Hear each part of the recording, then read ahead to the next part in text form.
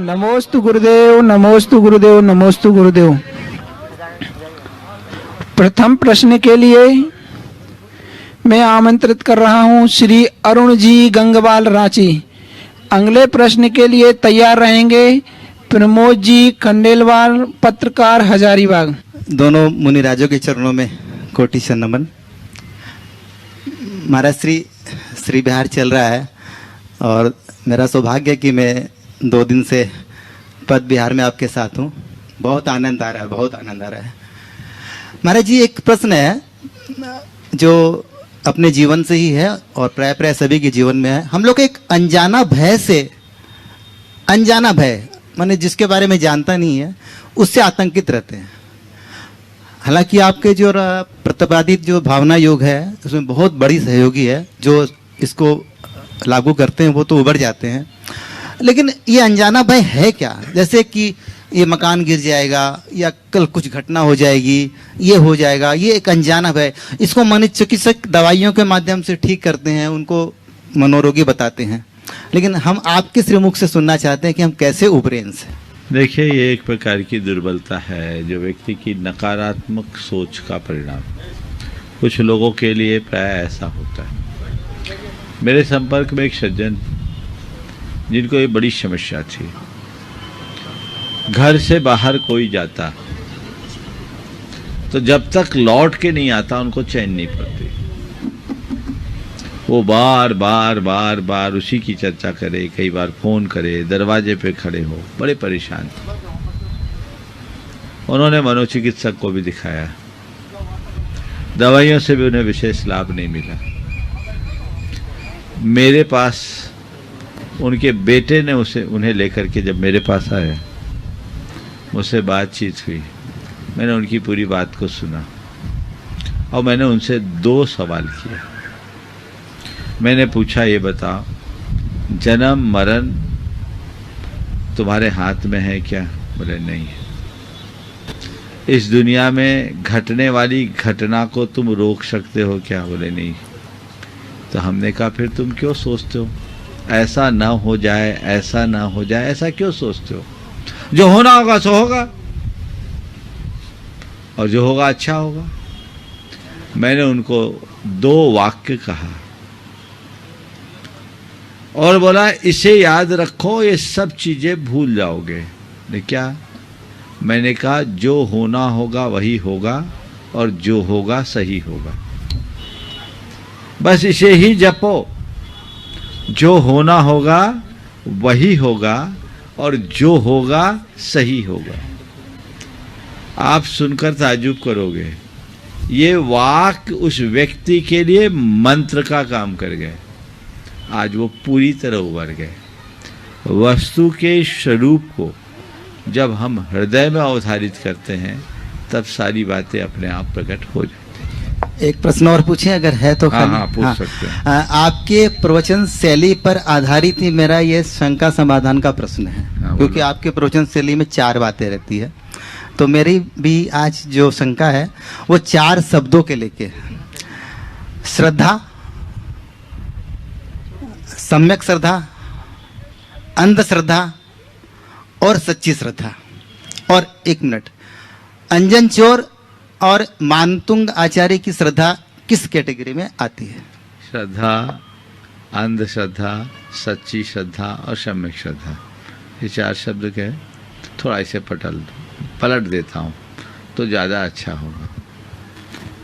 अश्रद्धा, श्रद्धा, अंधश्रद्धा और अटल श्रद्धा।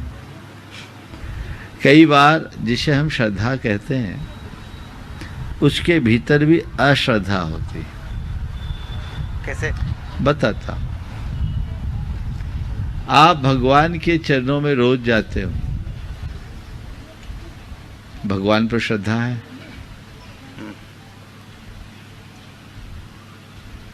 शायद नहीं। क्यों?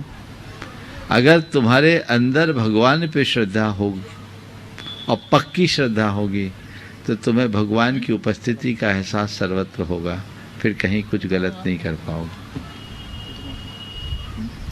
ये अश्रद्धा है, दिख रही है श्रद्धा। पर ये प्रच्छन्न अश्रद्धा है।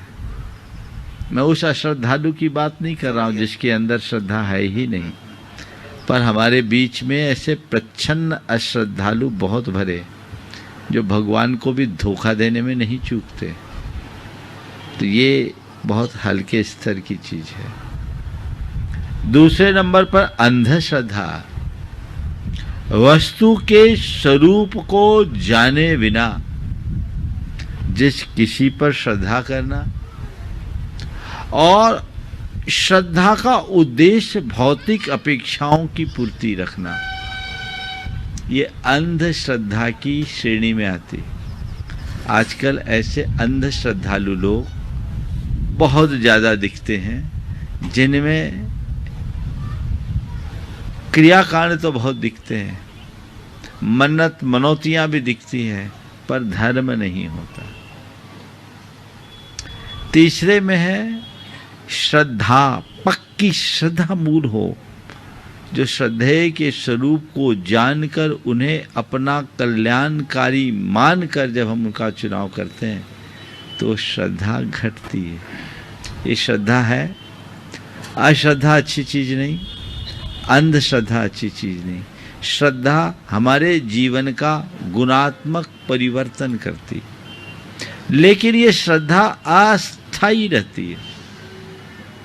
ये श्रद्धा कब अश्रद्धा में पलट जाए कोई पता नहीं, लेकिन इसके आगे की श्रद्धा है अटल श्रद्धा, जो हिल ना सके।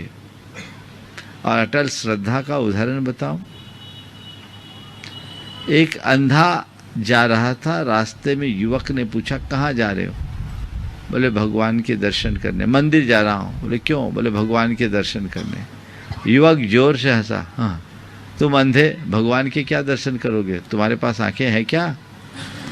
तुम अंधे भगवान के क्या दर्शन करोगे? तुम्हारे पास आंखें हैं क्या? उसने अत्यंत विनम्रता से कहा, ठीक कहते हो भाई, मैं अंधा हूँ, मेरी आंखें नहीं, फिर भी मैं भगवान के चरणों में जाता हूँ, क्योंकि भगवान तो आंख वाला है, उसकी दृष्टि पड़ जाए मेरा जीवन धन्य हो जाए। ये है अटल श्रद्धा। ये होनी चाहिए। हमें वहीं तक पहुंचने का लक्ष्य रखना चाहिए जो हमारे लिए कल्याणकारी है। अब आपका सवाल, आचार्य मानतुंग और अंजन चोर की श्रद्धा में क्या अंतर है? किस कैटेगरी में डालेंगे? हाँ, मैं आपसे कहूंगा, अंजन चोर में श्रद्धा थी, मानतुंग में भक्ति। अंजन चोर को श्रद्धा केवल इस बात की थी कि ये जो मंत्र है, ये मंत्र सच्चा मंत्र है, इस मंत्र से अहित नहीं हो सकता। इस श्रद्धा ने अंजन चोर का रास्ता प्रशस्त किया और वो अंजन से निरंजन बन गया। उसकी उस मंत्र पर श्रद्धा थी। अभी तात्विक श्रद्धा नहीं। हाँ। तात्विक श्रद्धा बाद में जगी, लेकिन कहते हैं कि ऐसी अटल श्रद्धा जिसकी तत्व पर पड़ जाए उसका जीवन उबर जाए। उसको उस मंत्र पर प्रगाढ़ श्रद्धान था। यद्यपि मंत्र का ज्ञान भी नहीं था, पर श्रद्धान था पक्का, ये मंत्र गलत नहीं हो सकता। तो ब्लाइंड हो गया ना, तो अंध हो गया। अटल, अंध नहीं। तलवार की धार की तरह जो कभी नष्ट न हो, ऐसी श्रद्धा जो मन दोलायमान न हो। अंधश्रद्धा भय और लोभ से होता है, पर उसके अंदर श्रद्धा थी, नहीं ये मेरे लिए मेरा कल्याण करेगा पक्का। भय और लोभ से तो वो सेठ ऊपर नीचे हो रहा था। मानतुंग की, आचार्य मानतुंग के भक्तामर स्तोत्र की जो बात हम करते हैं, वो श्रद्धा नहीं, वो भक्ति का प्रवाह है। उन्होंने भक्तामर स्तोत्र की रचना इस भाव से नहीं की कि मेरे इस स्तवन से मेरे बंधन टूटेंगे।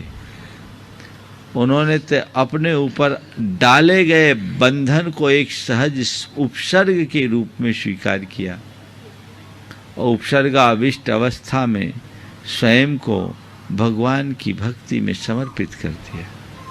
उनके हृदय से भक्ति का प्रवाह प्रकट हुआ और वो प्रवाह बढ़ता गया, बढ़ता गया, बढ़ता गया। उनके कर्म कटते गए, बंधन टूटते गए।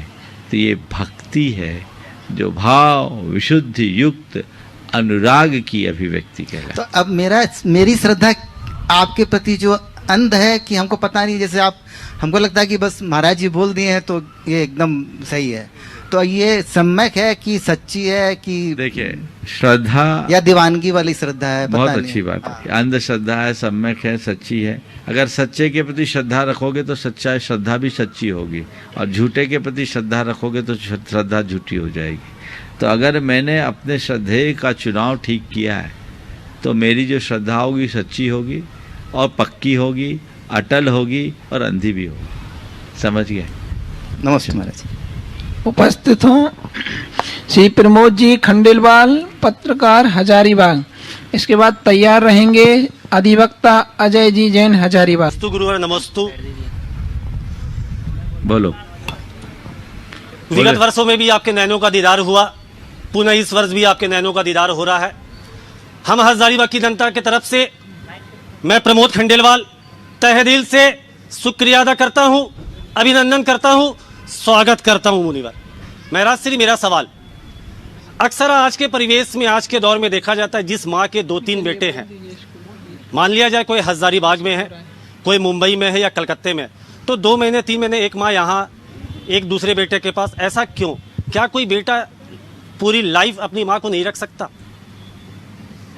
देखिए, माँ को पूरी लाइफ क्या, कई जन्मों तक रखा जा सकता है, और माँ को रखा नहीं जा सकता, माँ के पास रहा जा सकता। तो फिर हर एक बेटा 2 महीने 3 महीने ऐसा मैं क्यों? बता रहा हूँ आपकी बात। मेरे सामने दोनों तरह के उदाहरण हैं।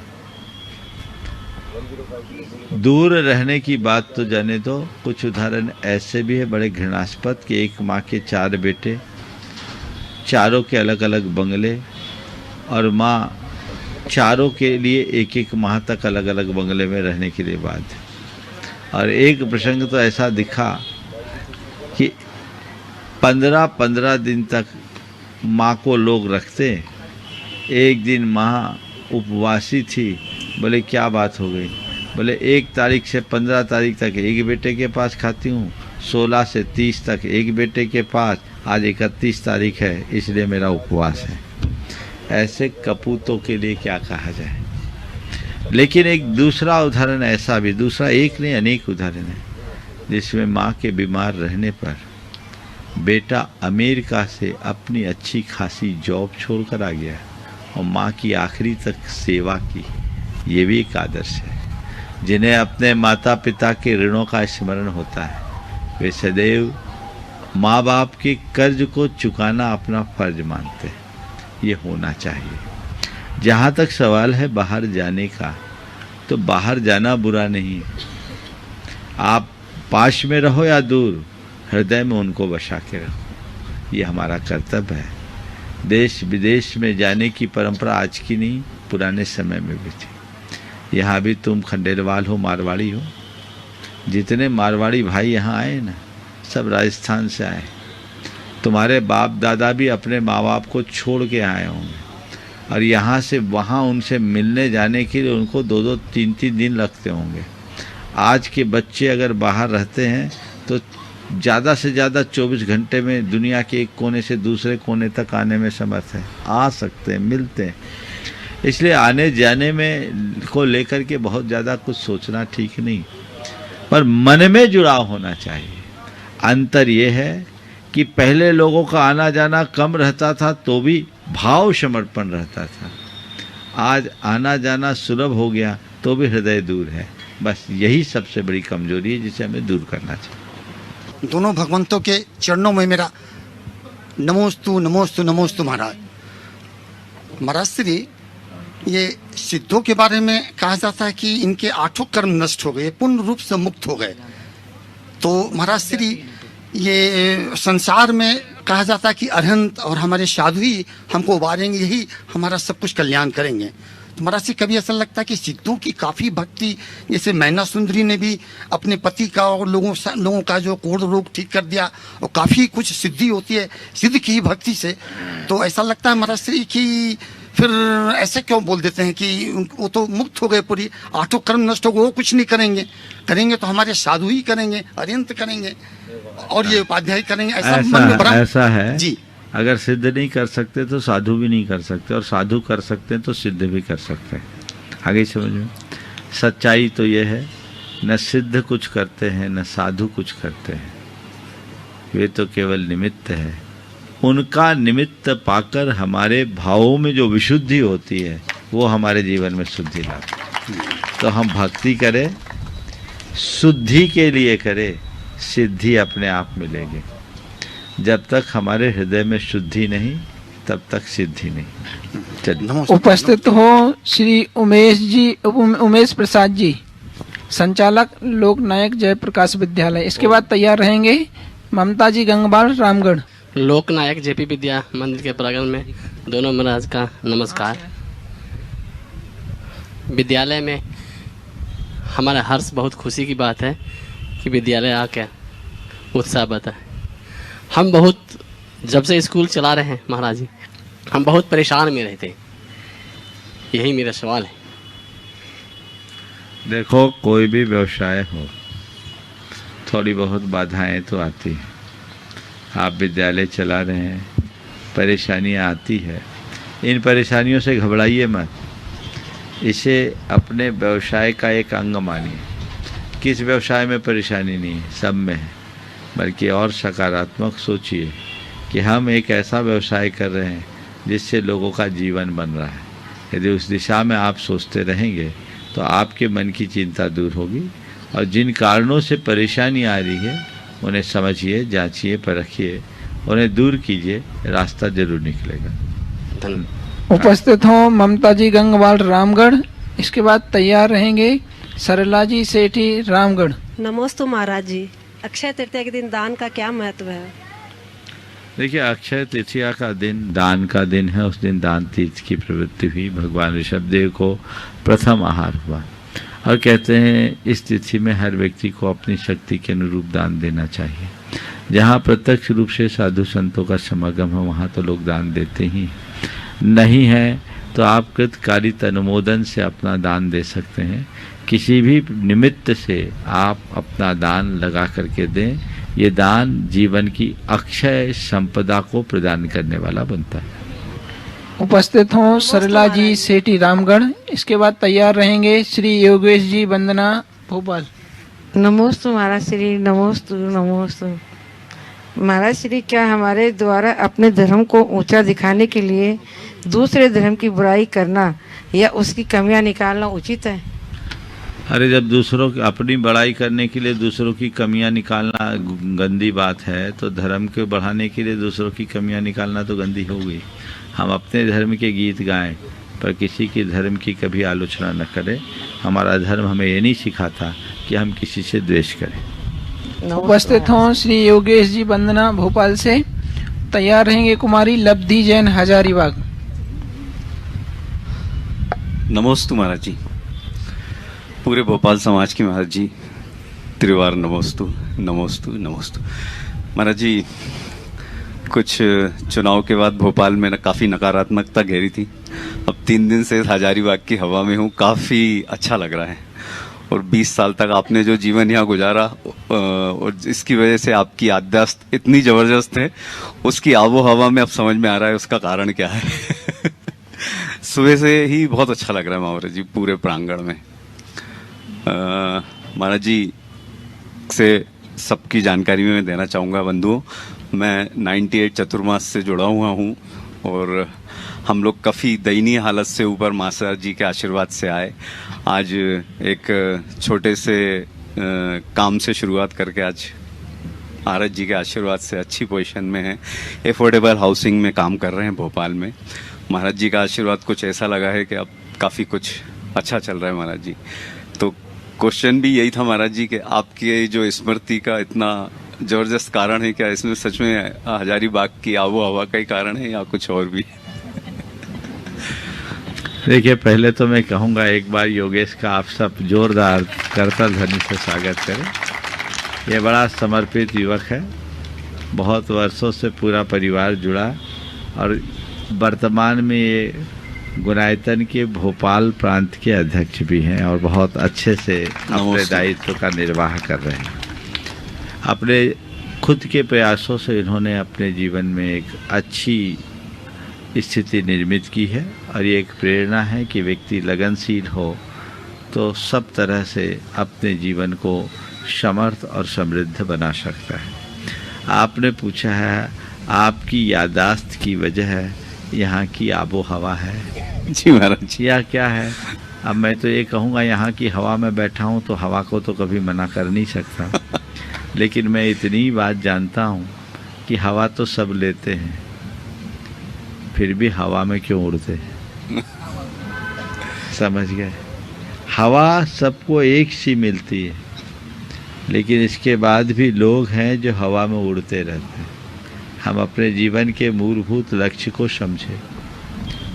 हमारे पास क्षमताएं अनंत हैं, पर हम उसे विकेंद्रित कर देते हैं, इसलिए हमारा चित्त विखंडित हो जाता है।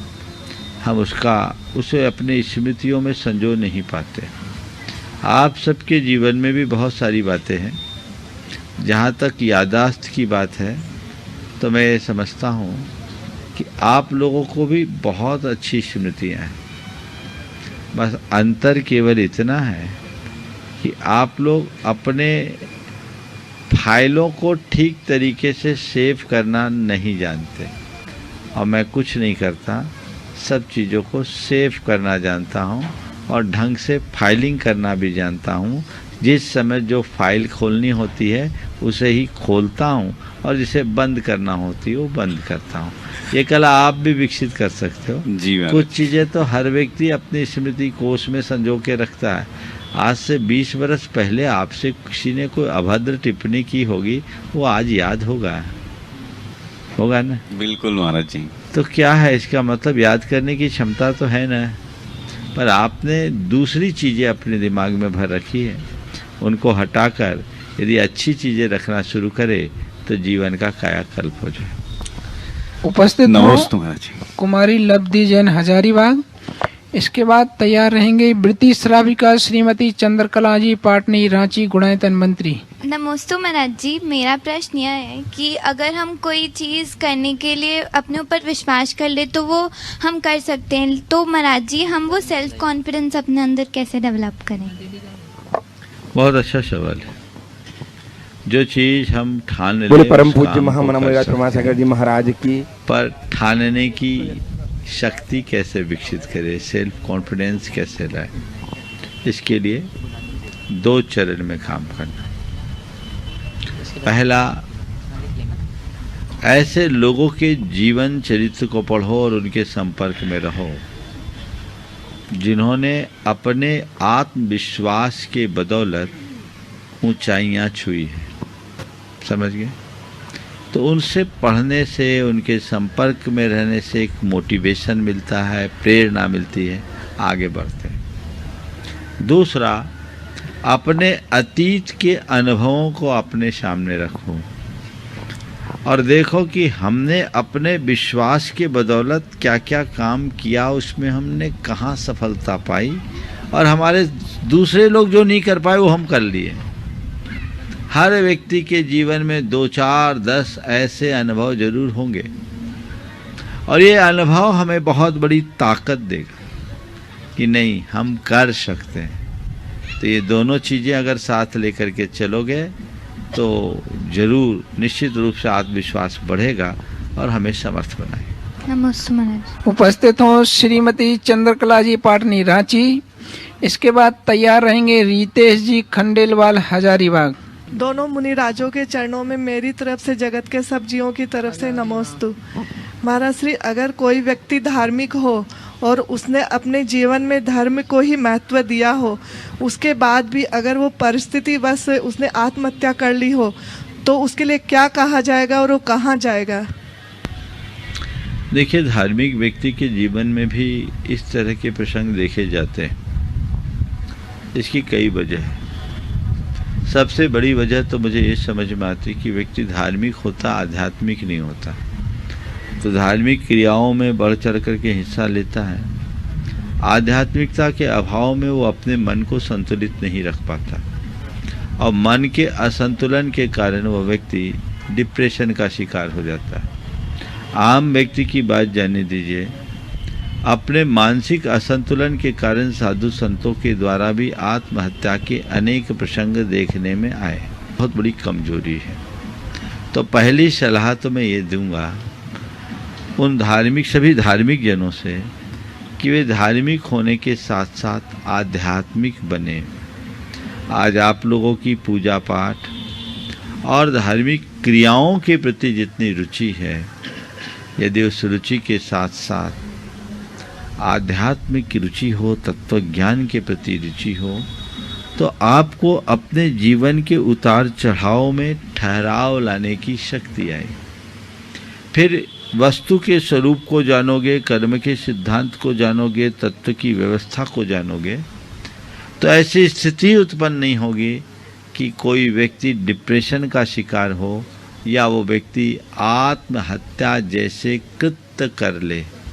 तो उसकी तरफ देखने के लिए एक तो ये दृष्टिकोण होना चाहिए। और आपने पूछा ऐसा व्यक्ति अगर आत्महत्या कर ले तो कहाँ जाएगा? नियमतः दुर्गति का पात्र बनेगा, क्योंकि आत्महत्या एक प्रकार की हत्या है। हत्या निज की करो या पर की, हत्या तो हत्या है। आत्महत्या करने में भी वही पाप लगता है जैसा किसी जीते जागते इंसान की हत्या करने में लगता है। इसलिए चाहे कुछ भी हो, मनुष्य को संघर्ष करने के लिए तत्पर होना चाहिए, और आत्महत्या का तो मन में कभी भाव भी नहीं आने देना चाहिए, तब रास्ता प्रशस्त। अपनी संख्या के साथ उपस्थित हों श्रीमान कल्याणमल जी गंगवाल पुणे से। उसकी पूर्व कुछ सूचनाएं।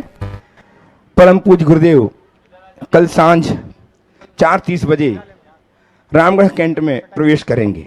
रामगढ़ कैंट में 20 से 26 मई तक परम पूज्य गुरुदेव के शिव सानिध्य में अतिशयकारी विशाल जिन मंदिर का पंचकला प्रतिष्ठा होने जा रही है।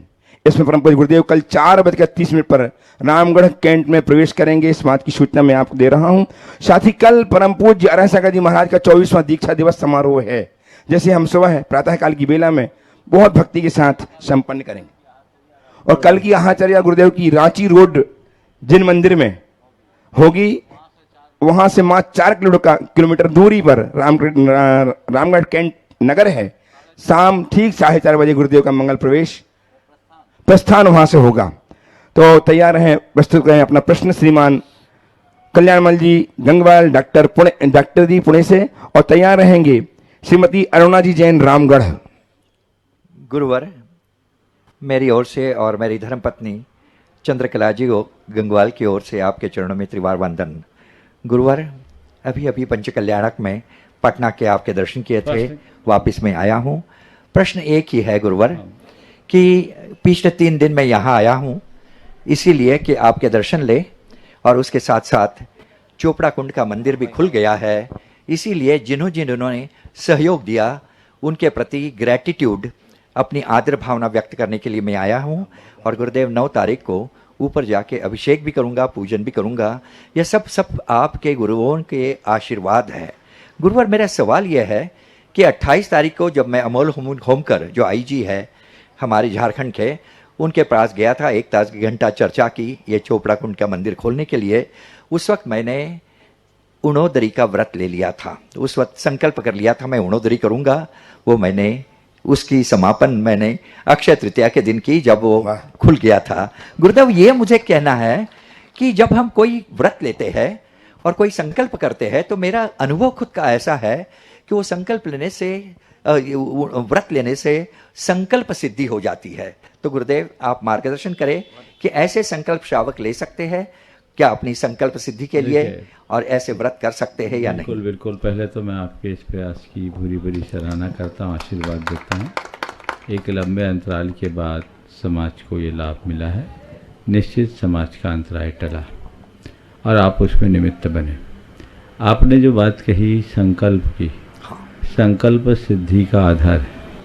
हम किसी भी क्षेत्र में यदि सफलीभूत होना चाहते हैं तो हमें संकल्पित होना चाहिए, और श्रावक भी इस तरह का संकल्प ले सकता है, और वो संकल्प वज्र संकल्प हो, लचीला नहीं। बहुत बहुत आशीर्वाद। हाँ, नमोस्तु गुरुवर, आइए नमोस्तु। श्रीमती अरुणा जी जैन रामगढ़ आ जाए, यहाँ इस स्थान में आए, ये प्रश्न स्टैंड है, क्वेश्चन स्टैंड में, और तैयार रहेंगी श्रीमती सुनीला जी दिलीप जी चूड़ीवाल रामगढ़। नमस्ते महाराज, नमस्ते महाराज। मेरा एक प्रश्न है कि क्या विधवा लोग भी मंगल कलश ले सकती हैं? देखिए, मंगल कलश लेने में कोई बुराई नहीं है, कोई भी ले सकता है। एक कुछ लोगों ने ऐसी परंपरा बना दी है, ऐसा नहीं है, धर्म का कार्य है, मंगल की भावना होनी चाहिए, ले सकते हैं, इसमें मेरी दृष्टि में कोई हानि नहीं। महाराज एक प्रश्न आ रहा है, ये सब हमारे कतिपय त्यागियों प्रतिष्ठाचार्यों के द्वारा बातें फैला दी गई, बल्कि मेरी दृष्टि में कोई विधवा महिला यदि ब्रह्मचर्य का पालन करती है तो उसे तो और एक साध्वी की भांति देखना चाहिए, अमंगल की दृष्टि से नहीं। यही एक रास्ता है। अगर किसी का पति चला गया इस समय में तो उसका क्या दोष? ये तो आयु कर्म का संयोग, आना जाना तो लगा हुआ है। हमारी समाज में एक बड़ी कुरीति हुई, एक तरफ विधवाओं के विवाह पर रोक लगाने की बात की जाती है, दूसरी तरफ कोई विधवा हो जाए तो उसे अमंगल की दृष्टि से देखा जाता है। तो ये कहाँ का रास्ता है? सच्चे अर्थों में अगर वह सील संयम सदाचार का पालन करते हुए चलते हैं तो उसे एक साध्वी की भांति देखना चाहिए, और साध्वी जैसा जीवन भी जीना चाहिए। नमस्ते। उपस्थित हो श्रीमती सुनीला जी दिलीप जी चूड़ीवाल रामगढ़ से, तैयार। एक प्रश्न और है। हाँ, बोलो। महाराज, मैं अब जीवन के अंतिम पड़ाव पर हूँ। मैं आपको शंका समाधान के मन से सबसे क्षमा भाव मांगती हूँ और सबसे क्षमा करती हूँ कि मैं मेरा किसी के पास द्वेष नहीं रहे, पर हाजी पता नहीं पूर्व जन्म के द्वेष कारण तनी किसी का मेरे प्रति द्वेष है, और मुझे देख के मुझे जहाँ देखती हूँ उसके मन में भूचाल आ जाता है। तो मैं ये ऑपरेशन अलग से हो जाएगा। नहीं महाराज, बस मैं चाहती हूँ कि मेरे पूर्व भव में, आगे के भव में ये भव ना चले, मुझे ऐसा कोई बताइए महाराज। 2 दिन पहले इसके बारे में मैंने बताया, अलग से बात करना। चलो ठीक है, नमस्ते महाराज। आइए श्रीमती सुनीला जी दिलीप जी चूड़ीवाल रामगढ़, तैयार हैं श्रीमान अभय जी अमर जी जैन हजारीबाग। नमोस्तु महाराज, नमोस्तु महाराज, नमोस्तु महाराज। प्रतिमा की प्रशस्ति में क्या महिलाओं का नाम होना चाहिए? देखिए, प्रतिमा की प्रशस्ति में महिलाओं के नामोल्लेख का जहाँ तक सवाल है, ये परंपराओं के ऊपर निर्भर है। अपने संघ में इस तरह की परिपाटी नहीं है पट्टावली के रूप में, लेकिन जब प्रशस्ति का लेखन किया जाता है तो उनकी वंशावली का उल्लेख होता है। उस वंशावली के अंतर्गत वो व्यक्ति, कोई भी वर्तमान व्यक्ति को उसके पिता से जोड़ करके किया जाता है, ये किन के पुत्र हैं और किन का कहाँ इनका गोत्र आदि क्या है, वैसा किया जाता है। पर मैं एक बात कहूँगा, प्रतिमा विराजमान कर्ताओं के लिए विशेष ध्यान देने की, कि आप प्रतिमा विराजमान करने का भाव रखो, नाम को जोड़ने का नहीं। नाम तो केवल एक इतिहास को संरक्षित करने का द्योतक है। पुराने समय में प्रतिष्ठे प्रतिमाओं में कईयों में तो प्रशस्ति ही नहीं रहती थी, फिर कुछ में प्रशस्ति हुई तो बस प्रतिष्ठापितम बहुत थोड़े शब्दों में। जिन आचार्य मुनि के सानिध्य में प्रतिष्ठा हुई उनका उल्लेख होने लगा, बाद में आज श्रावकों का भी उल्लेख हो जाता है, ताकि आने वाले समय में जब जैन संस्कृति का इतिहास लिखा जाए तो उसका पता। अब इसमें महिलाओं का नहीं है, ये है, ये सब विकल्प करना उचित नहीं है। उसकी जो विधि और व्यवस्था होती है उसके तहत उन सब का नामोल्लेख होता है, इसलिए इन सब बातों का विकल्प करने का औचित्य नहीं। नमोस्तु महाराज। उपस्थित हुआ श्रीमान अभय जी छावड़ा अमर जी जैन हजारीबाग से, तैयार रहे श्रीमान सुबोध जी जैन उपमंत्री हजारीबाग, अध्यक्ष श्रीमान धीरेन्द्र सेठी एवं पवन जी अजमेरा के साथ। मेरे आराध्य गुरुवर के चरणों में कोटि कोटि नमोस्तु नमोस्तु नमोस्तु नमोस्तु। महाराज श्री, मेरा प्रश्न यह है कि हर आदमी अपने उस चेहरे को खूब सजाता है जिस पर सबकी नज़र रहती है, लेकिन अपने उस आत्मा को नहीं सजाता जिससे उसकी चेहरा और शरीर है जिस पे परमात्मा की नज़र है। ऐसा क्यों? यही तो है, सब फोटो चमकाने में लगे हैं, एक्सरे की तरफ ध्यान ही नहीं। अब किसी की फोटो सुंदर हो, एक्सरे खराब हो तो उसका हाल क्या होगा? सबका हाल ऐसा ही। इसलिए भैया फोटो भले बिगड़ जाए, एक्सरे ठीक रखो। आइए श्रीमान सुबोधि जैन, उप मंत्री हजारीबाग, अध्यक्ष श्रीमान धीरेन्द्र जी सेठी, पवन जी अजमेरा, अनूप जी, अन्नू जी बोहरा, इनके साथ सब इकट्ठे होकर के प्रश्न प्रस्तुत करेंगे। अरुण जी बोहरा, उपाध्यक्ष हजारीबाग। समस्त हजारीबाग की जनता की ओर से महाराज श्री के चरणों में वंदना। नमोस्तु महाराज जी, नमोस्तु महाराज जी, नमोस्तु। मेरा प्रश्न महाराज जी, आज जो एक लोकाचार में हम लोग जानते हैं कि मनुष्य 84 योनि में भटकता है, मनुष्य का जीव हो या आत्मा हो, लेकिन इस 84 योनि में जब भटकता है महाराज जी तो कई पर्याय में आता है। मनुष्य बनता है, नरक पशु बनता है, 1 इंद्रिय 2 इंद्रिय 3 इंद्रिय 4 इंद्रिय बनता है, और इस बीच में स्वर्ग और नरक की परिकल्पना आती है।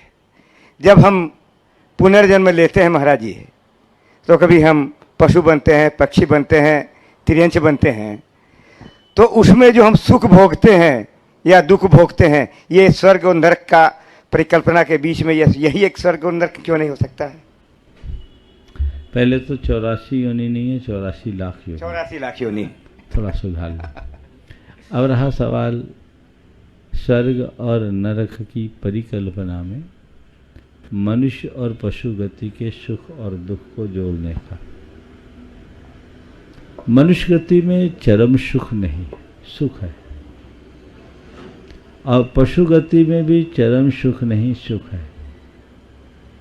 इसी तरह मनुष्य और पशु गति में दुख है पर चरम दुख नहीं। आज कोई कितना भी सुखोपभोगी मनुष्य हो, उसके सुख की एक सीमा है, उससे आगे का भी तो कोई सुख हो सकता है, हो सकता है कि नहीं? बस उसको भोगने की व्यवस्था स्वर्ग में। आज इस मनुष्य धरती का कोई मनुष्य हो,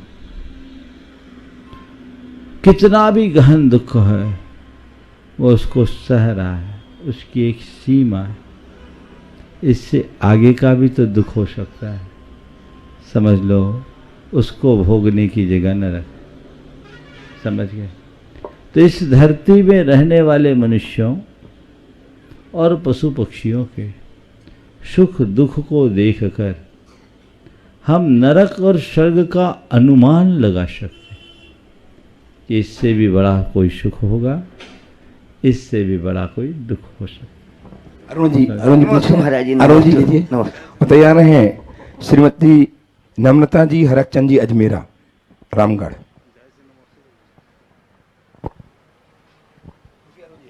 बोलिए। दिगंबर जैन पंचायत के सदस्यों के द्वारा महाराज जी के चरणों में नमोस्तु नमोस्तु नमोस्तु।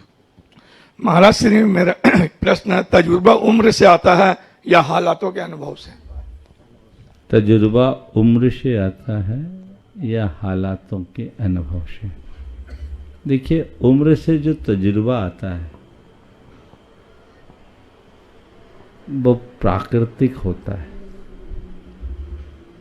बचपन, यौवन, बुढ़ापा, वे व्यक्ति बहुत सारी चीज़ें एक स्वाभाविक रूप से परिवर्तित होते हुए देखता है, उसका एक अनुभव है, ये सामान्य। लेकिन हालातों से जो तजुर्बा होता है वो विशेष होता है। सहज रूप से जो हमें प्राप्त होता है वो हम पर असर डाले, इसकी कोई सुनिश्चितता नहीं। लेकिन किसी परिस्थिति और प्रसंग से जब हम कुछ पाते हैं और उसके लिए हमारा अतिरिक्त श्रम जुड़ता है तो उसका असर हम पर गहरा होता है। बाल तो सबके पकते हैं, अनुभव हर कोई नहीं होता। अनुभवी बनने के लिए व्यक्ति के भीतर अतिरिक्त प्रतिभा होनी चाहिए। जीवन में घटने वाले सभी घटनाओं और प्रसंगों को बारीकी से देखने की दृष्टि होनी चाहिए। ज़्यादातर लोग जीवन जीते हैं, लेकिन उनकी दृष्टि जीवन के साथ जुड़े प्रसंगों पर कम होती है। 3 तरह के लोग होते हैं। पहले वे लोग जो किसी फूल को लिए और सूंघ के फेंक दिए। दूसरे वे लोग जो फूल को लिए, माला गूंथी, कुछ देर पहने उतार दिए। और तीसरे वे लोग जो फूल का एब्स्ट्रैक्ट निकाला, एसेंस बनाया, इसको एक शीशी में रखे, अपने जेब में भर लिए, जब जी चाहा उसकी सुगंध से अपने मन को आनंद से भर ली। पहले किस्म के वे लोग हैं जो जीवन की हर घटना को एक फूल की तरह सूंघते हैं और फिर भूल जाते हैं। दूसरे लोग वे लोग हैं जो जीवन में घटने वाली घटनाओं को अपनी स्मृति की माला में पिरो करके कुछ देर तक अपने गले में धारे रहते हैं, फिर भूल जाते हैं। लेकिन तीसरे लोग हैं जो जीवन की हर घटना को निचोड़ कर अनुभव का रस निकालते हैं और उस अनुभव को अपनी हृदय के में रख लेते हैं, जो जीवन भर अपनी सुगंध से उनके जीवन को सुवासित रखती है। ये तजुर्बा हालातों से मिलता है। जो अंतर्दृष्टा होता है उसका तजुर्बा सबसे गहरा होता है।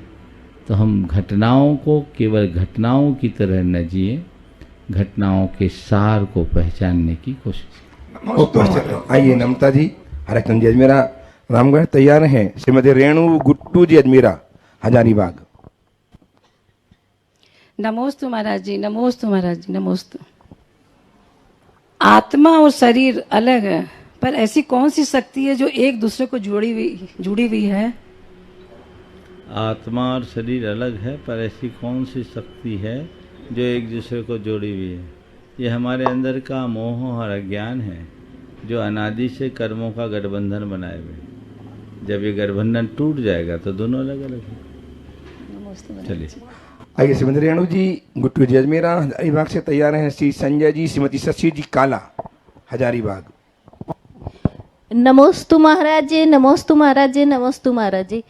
महाराज जी, जब हजारीबाग में संत निवास का शिलान्यास रखा जा रहा था तो उस समय बहुत लोगों का भाव हुआ कि इसमें हम चांदी का सिक्का या चांदी की कोई भी वस्तु हम रख दें, यहाँ पे लाके डाल दें।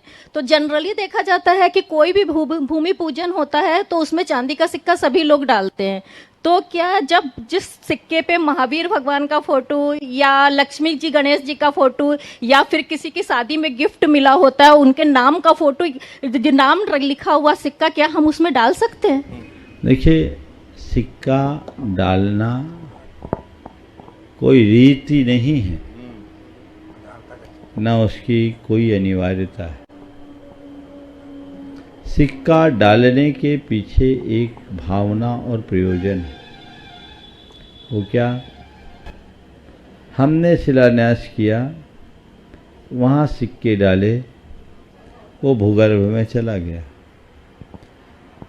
200, 400, 500 वर्ष बाद यदि वह भवन क्षतिग्रस्त हो जाए, खंडहर में बदल जाए और कभी उसका उत्खनन किया जाए, वहाँ सिक्के निकले तो पता लग जाएगा यहाँ इस सन के सिक्के डले हैं, यानी ये यहाँ ये भवन, ये मंदिर इस सन के आसपास निर्मित हुआ।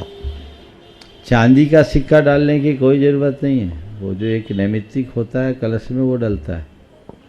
वहाँ सिक्के डालने चाहिए वर्तमान के, और जो सोना चांदी डालते हो वहाँ उसमें डल दिया तो डेड हो गया। उससे अच्छा उस सोना चांदी उसके निर्माण में लगा दो। भावनाओं में लोग डाल देते हैं। मेरे सामने अगर डाला जाता है, मैं तो आयोजकों को बोलता हूँ सब बटोर लो, बस वर्तमान के 100 जो वर्तमान के सिक्के हैं चलन के उनको रहने दो, सोना चांदी निकालो, इसको तौलो, वजन करो, बेच के इसको इसमें भवन में लगा दो, सब जगह।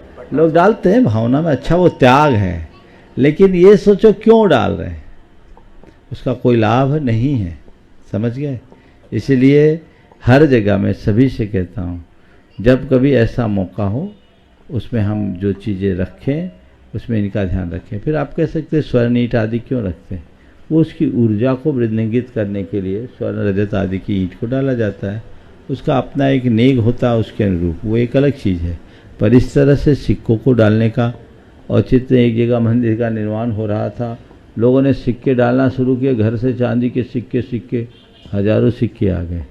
लोगों ने बोला, हम बोले कोई बात नहीं, सबको इकट्ठे करो और इसको कैश करके मंदिर में लगा दो, सबसे उत्तम कार्य। तो महाराज जी जैसे भगवान जी का जैसे फोटो का जो सिक्का होता तो उसको तो गलाया भी नहीं जाता है। मैंने तो बोल दिया ना, उसको घर में रखे रहो सजा के, क्या हो रहा है, ठीक है। आइए श्रीमान संजय जी, श्रीमती शशि जी काला हजारीबाग तैयार हैं। श्रीमान नितिन जी पाटनी रामगढ़। कीजिए, जल्दी बोलिए। नितिन जी नमस्ते महाराज, नमस्ते महाराज, नमस्ते महाराज। महाराज श्री पढ़ा लिखा विद्वान तो है लेकिन विनयहीन है, तो क्या वह विद्वान है? पढ़ा लिखा विद्वान तो है पर विनयहीन है, उसे विद्वान कहेंगे? विद्वान भले कह दे पर बुद्धिमान नहीं कहेंगे, उसे ना समझ कहेंगे। बुद्धिमान या समझदार होने का यही प्रमाण है कि विद्वान होने के साथ साथ विनयशील भी बने।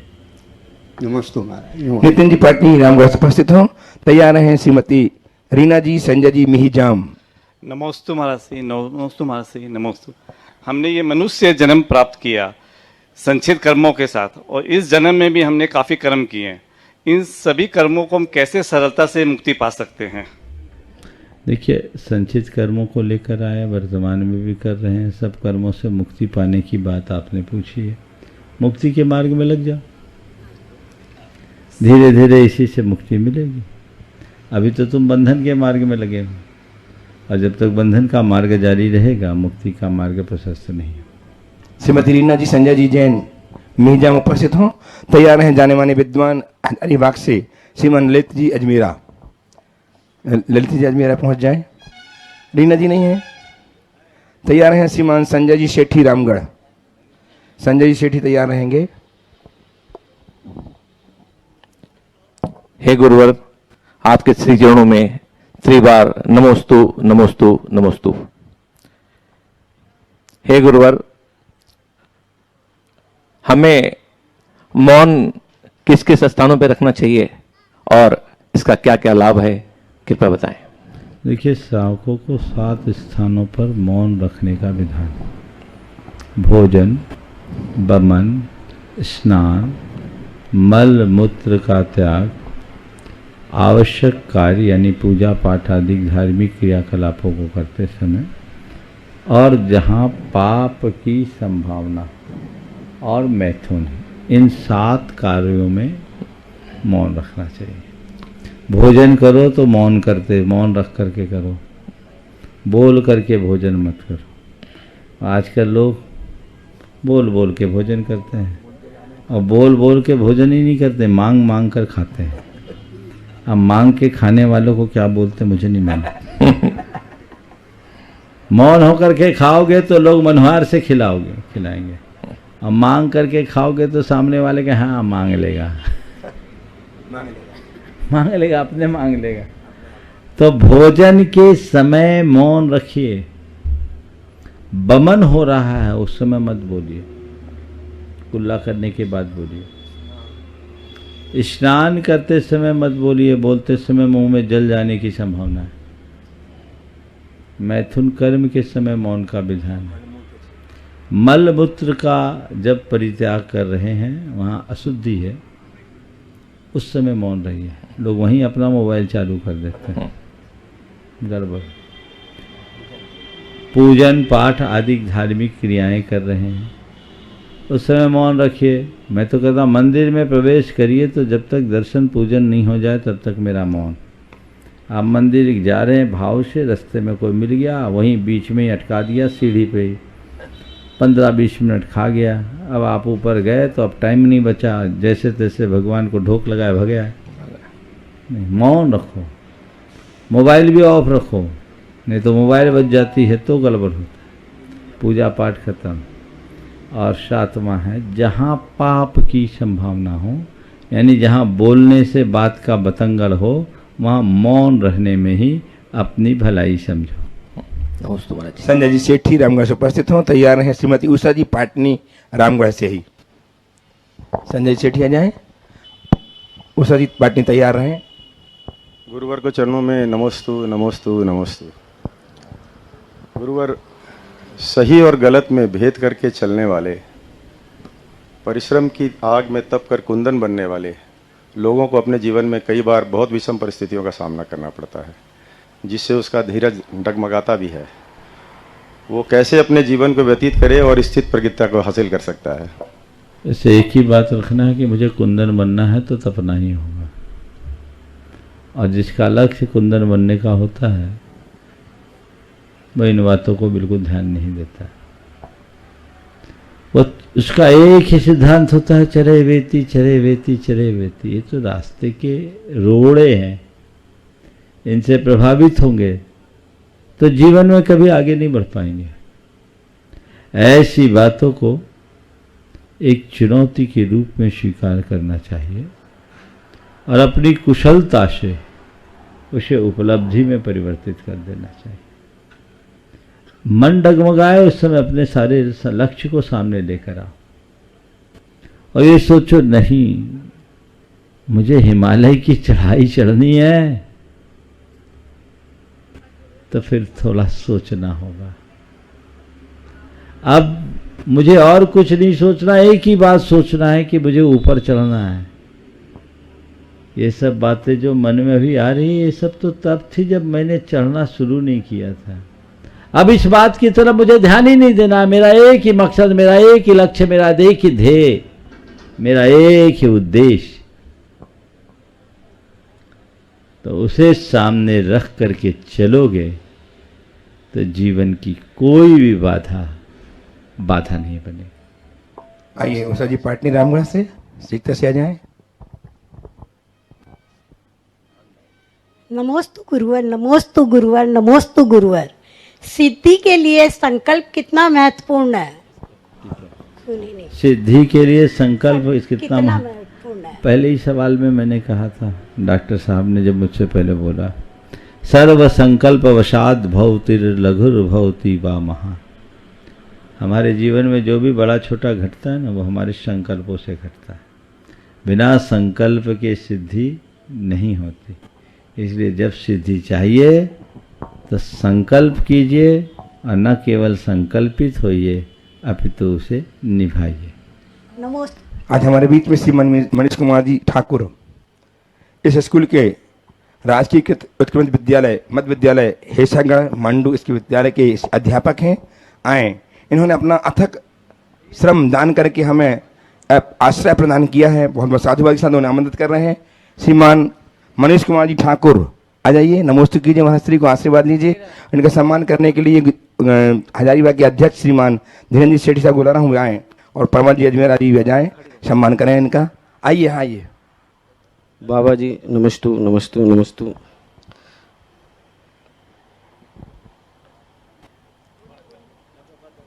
करिए, सम्मान कीजिए। हाँ, ताली बजाएं। इन्होंने बहुत अथक परिश्रम किया है, बहुत सहयोग दिया है हमें आज की आश्रय के लिए। बहुत बहुत साधुवाद श्रीमान मनीष कुमार जी ठाकुर साहब का, और यहाँ के प्रिंसिपल का भी हम धन्यवाद का ज्ञापित करते हैं।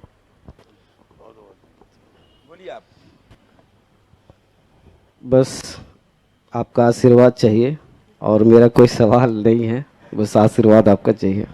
होगा, ले लो, हम प्रश्न ले लूँ एक। महाराज श्री, एक ऑनलाइन प्रश्न। आपके अनन्य भक्त श्रीमान चंदूलाल जी सुलोचना देवी जी की पौत्री, श्रीमान प्रशांत कुमार जी रश्मि जी जैन सेहपरा वालों की पुत्री पारुल जैन ने सिविल जज की परीक्षा आपके आशीष एवं आपके प्रेरणात्मक प्रवचन व शंका समाधान सुन करके पास की है। आपके चरणों में नमन निवेदित करते हुए जानना चाहती है गुरुदेव, इस महानतम गरिमा का निर्वहन किस तरह करें, मार्गदर्शन दीजिए। बहुत बहुत आशीर्वाद मेरा। उन्होंने बहुत अल्प अवधि में ये सफलता प्राप्त की है। आप न्यायिक प्रक्रिया में आगे बढ़ी हैं, न्याय क्षेत्र में अपनी सेवा देने के लिए चयनित हुई है, तो मैं एक ही बात कहूँगा, न्याय को जीवन में याद रखना, न अपने साथ अन्याय करना, न किसी अन्य के साथ अन्याय, तो जीवन अपने आप सफलीभूत होगा। Gurudev Pawan ji Godha Delhi, director Adinath TV channel व गुणायतन ट्रस्टी, आपके चरणों में बारंबार नमोस्तु करते जानना चाहते हैं कि महाराज श्री मंदिर जी में कोई भी विधान करवाए और उसकी भावना उसमें चांदी की लौंग, चांदी का नारियल या चांदी के बादाम चढ़ाए तो उसका क्या करना चाहिए? वह पुजारी का ही होगा या किसी और कार्य में ले सकते हैं? कृपया समाधान की। मंदिर में इस तरह के चांदी सोने की सामग्री चढ़ाए तो उसे देव द्रव्य मानना चाहिए और उसे मंदिर के निर्माण और रख रखाव में उपयोग करना चाहिए। इस तरह की व्यवस्था कर सकते हैं। इस प्रकार आज के इस सत्र को परम पूज्य गुरुदेव के चरणों में नमन अर्पित करते हुए यहीं पर विराम, जैसा आपको सबको बताया गया, रामगढ़ कैंट के पंचकल्याण का लक्ष्य लेकर हम लोग निकले और कल शाम को रामगढ़ कैंट में हम सबका प्रवेश होगा और ये गर्मी की अवधि और कल ही अजित ऋषभ सागर, अजित सागर, सम्भव सागर जी आगे 23 मुनि महाराजों की दीक्षा दिवस है। हरा सागर जी महाराज जी भी उसमें सम्मिलित है, उनके दीक्षा दिवस का भी लाभ सभी को प्राप्त होगा। बोलिए परम पूज्य आचार्य गुरुवर श्री विद्यासागर जी महाराज। जय जय जय परम पूज्य महामना मुनिलाल परमासागर जी महाराज की।